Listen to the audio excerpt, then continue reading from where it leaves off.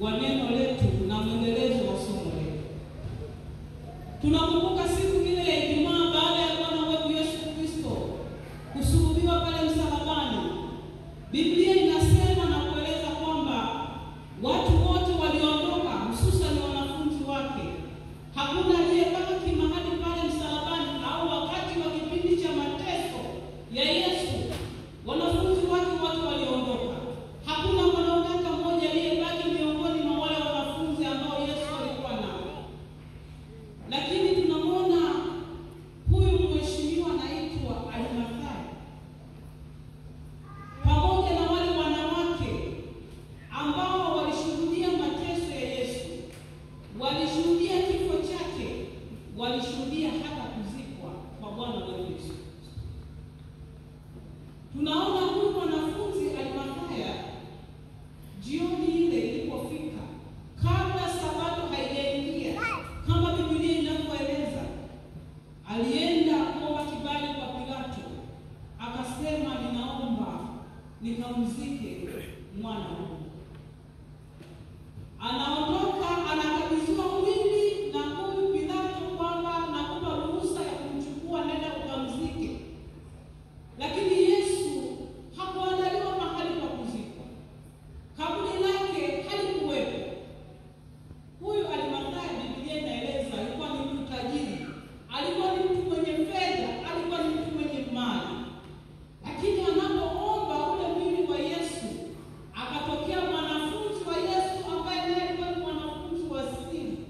Pamoja na Arimathaya walikuwa wanafunzi wawili wa siri wa Yesu waliokuwa hawajui. Huyu mwenzake anaitwa Nikodemo, ndio yule aliyemwendea Yesu usiku. Akaomba, akasema, mimi naomba ninunue manukato kwa ajili ya kumpaka mwili wa Yesu. Huyu Nikodemo akaenda kununua manukato kwa bei ya gharama kubwa. Biblia inaeleza, inasema kwa gharama ile ilitosha mshahara wa mtu mmoja kwa mwaka mzima. Akampaka Yesu yale mafuta na manukato kwa ajili ya mafuta. Ndipo sasa tunaona hawa wanaume hawa wanafunzi wa Yesu wamekimbia, wamejifungia kwa sababu ya hofu na mshangao kwa kila kilichotokea. Bado macho yao hayaamini kwamba kweli Yesu amesulubiwa msalabani. Ndugu zangu, katika somo hili tulilolisoma, tunaona upendo wa ajabu mno kwa wale wanawake. Wale wanawake pamoja na shughuli nzito walioifanya siku ya Ijumaa Kuu, lakini alfajiri na mapema asubuhi walinyanyuka wakaenda ili waweze kumuona Yesu ambaye walimzika siku ya Ijumaa, waweze kumpaka mafuta. Lakini swali wanajiuliza hawa mama, sisi tunaenda kule kaburini, ni wamama peke yetu, hatuna nguvu. Nani atakaye kuvilingishia lile jiwe? Maana jiwe lile lilikuwa kubwa mno, na jiwe lile hakuna mtu ambaye angeweza kuliiba kwa sababu liligongwa bunduki. Bwana Yesu asifiwe. Amen. Kwa hiyo tunaona hawa mama kwa ujasiri wanaondoka. Hawahesabu kwamba tulichoka ile juzi kwa kazi ngumu tuliyoifanya. Wanaenda kwa huyu mwanaume Yesu ili waweze kuupaka mwili wake mafuta. Kama maandiko yanavyosema, wakiwa njiani wanaulizana wao kwa wao, ni nani atakayeweza kutuvilingishia lile jiwe? Ni nani? Maana wanaume hatunao.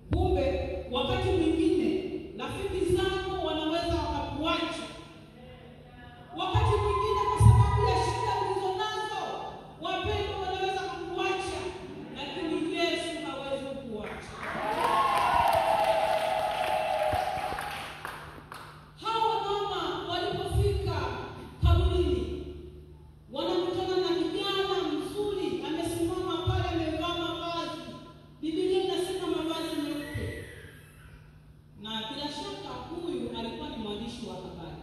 Kusoma vitabu vingine vinaeleza ndio yule malaika Gabriel. Malaika Gabriel kazi yake alikuwa ni mwandishi wa habari. Ni malaika aliyekuwa anatoa taarifa. Kwa hiyo anasimama, anawaeleza, najua mnayemtafuta. Mnamtafuta Yesu Mnazareti, ameshafufuka. Hayupo hapa. Amewatangulia kwenda Galilaya. Na anasema na huko ndiko mtakakomkuta. Na anasema mkawaambie wanafunzi wake pamoja na Petro. Unajiuliza kwa nini anasema pamoja na Petro? Wanafunzi wengine hawakuwepo. Bwana Yesu asifiwe. Amen. Unajiuliza kwa nini Petro? Wanafunzi wengine kwa nini hawataji kwa majina? Petro ndio yule aliyemkana Yesu siku ile ya Ijumaa. Bwana asifiwe. Anasema mkamwambie Petro kwa sababu Petro alimkana Yesu na tayari moyo wake ameshaingiwa na mashaka, ana huzuni, anatafakari, anafikiri, hivi mimi nimemkana Bwana wangu. Na ndiye huyu leo anasema mkamwambie Petro mwanafunzi wangu ya kwamba nimefufuka na tutakutana Galilaya. Yesu anataka kuithibitisha imani ya huyu Petro, pamoja na kwamba alimkana, anaonyesha upendo wa pekee kwamba pamoja na hayo mimi siangalii, ila nataka kuimarisha imani yako ili usimame uendelee kumtumikia. Bwana asifiwe.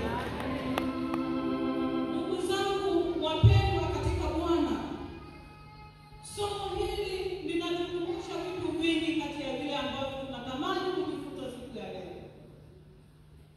Ninatamani kujifunza vitu vichache tu. Miongoni mwa vile ambavyo natamani tujifunze ni vitu vitatu.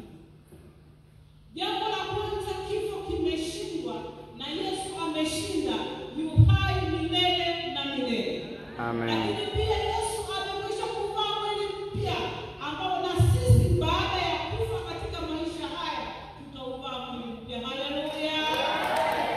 Lakini Yesu amefufuka kwa mwili wazi.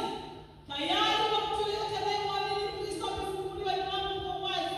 Ni namna gani uko tayari kumpokea Yesu katika maisha yako? Jambo la pili, tunajifunza kitu kwa hawa wanawake. Hawa wanawake waliacha mambo yote. Hawakuhesabu gharama. Walinyanyuka alfajiri na mapema kama jinsi ambavyo Biblia inasema. Lakini walipewa jambo moja la kwamba waende wakatangaze habari za Yesu kufufuka, kwamba yeye amefufuka na yu hai milele na milele. Ndugu zangu, tunapewa nafasi ya kwenda kutangaza ujumbe wa huyu Yesu aliyefufuka, aliyeshinda kifo na mauti kwa watu wengine, ili na wao wapate neema ya kumjua Kristo. Usibaki na habari hizi njema peke yako. Hebu kawaambie na wengine kwamba Yesu amefufuka. Yesu ameshinda, yu hai milele na milele. Na ndio huyu ambaye anatupa nguvu ya kusimama hata siku ya leo. Pasipo yeye hakuna mtu yeyote anayeweza kuhubiri habari zake, kwa sababu mwanaume ameshinda. Ndio maana tunapata ujasiri wa kutangaza habari zake.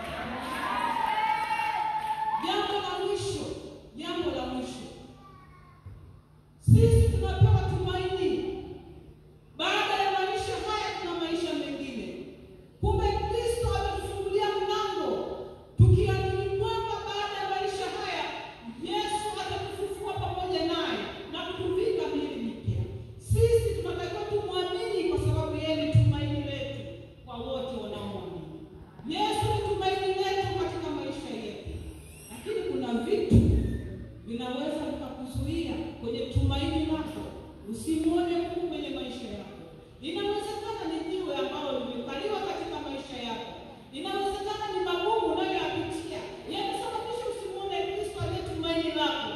Yesu anatamani wewe unayepita kwenye changamoto asubuhi ya leo, iwe ni changamoto ya ndoa, iwe ni changamoto ya uchumi, iwe ni changamoto ya watoto, anasema jiwe limeondolewa na Yesu ameweka wazi kila mmoja aweze kuingia. Anasema jiwe limeviringishwa, limeondolewa. Maana